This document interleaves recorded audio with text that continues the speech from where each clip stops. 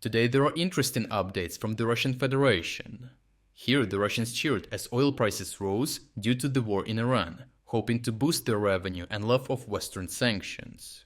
However, even elevated prices could not offset the cost that the Russian shadow fleet has incurred recently, pushing Russia deeper into the losses and deficit. The war in Iran initially appeared to hand Moscow a rare economic opportunity, as disruptions in the Strait of Hormuz sent global oil prices soaring. With tanker traffic halted and markets in panic, Russian Urals crude surged to nearly $100 per barrel in India, its highest level since the start of the full-scale invasion in Ukraine.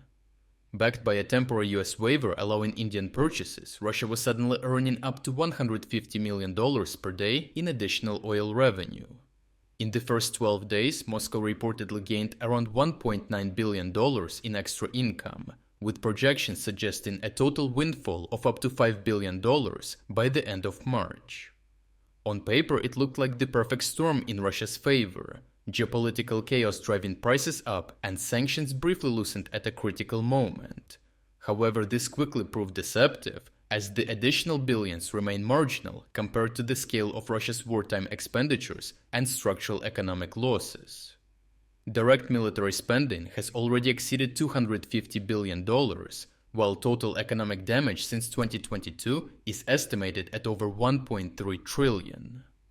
The Russian federal deficit alone has climbed above $70 billion annually, so even a multi-billion-dollar boost from higher oil prices barely makes a dent in the financial sinkhole that has become the Russian budget.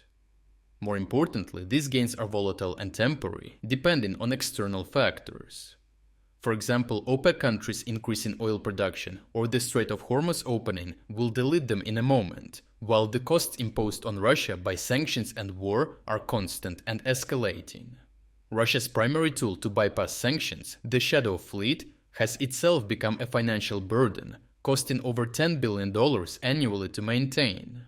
Since 2022, sanctions-driven discounts and logistical inefficiencies have already wiped out an estimated $166 billion in potential revenue. Russia's shadow fleet is also no longer operating in a permissive environment, but in an increasingly hostile one.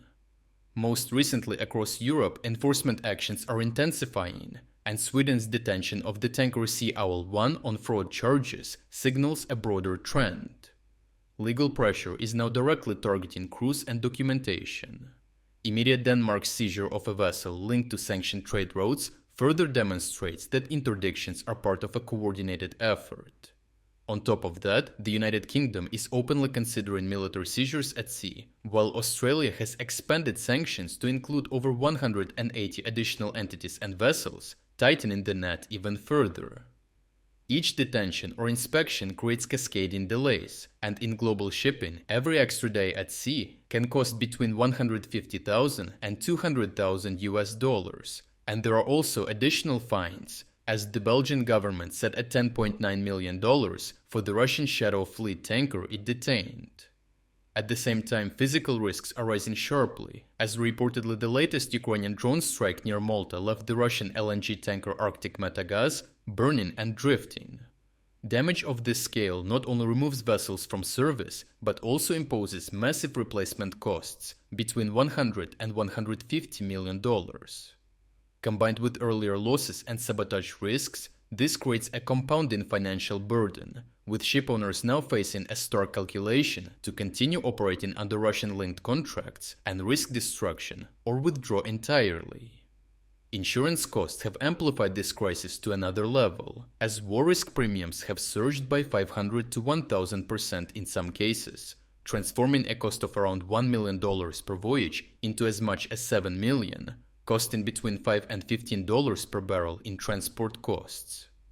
For shadow fleet operators, the situation is even worse, as many lack recognized insurance, forcing them into longer routes, ship-to-ship transfers, and restricted port access.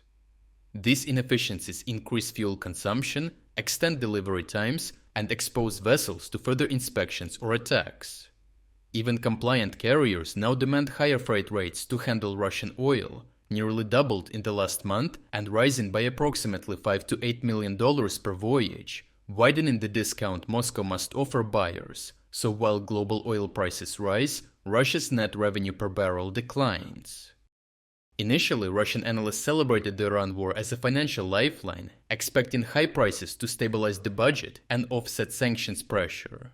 Instead, the new war made the shadow fleet even less sustainable and barely profitable, as its vessels are blacklisted, detained, damaged, or forced into costly rerouting throughout numerous seas or devastating insurance costs. Overall, the Russian illusion of an oil-driven recovery collapses under the weight of structural realities. Russia's war economy depends on maintaining complex and costly logistics under constant pressure, and even record-high oil prices cannot compensate for the growing inefficiencies and risks. The shadow fleet, once seen as Moscow's economic lifeline, is now contributing to the very financial strain it was meant to overcome, leaving Russia increasingly exposed to bankruptcy as costs rise faster than revenues. If you would like to explore other key developments today that we couldn't cover in this video, make sure to visit our interactive news map. The link to our interactive map is in the description below. Thank you for watching this update, and a special thanks to everyone already following our interactive map.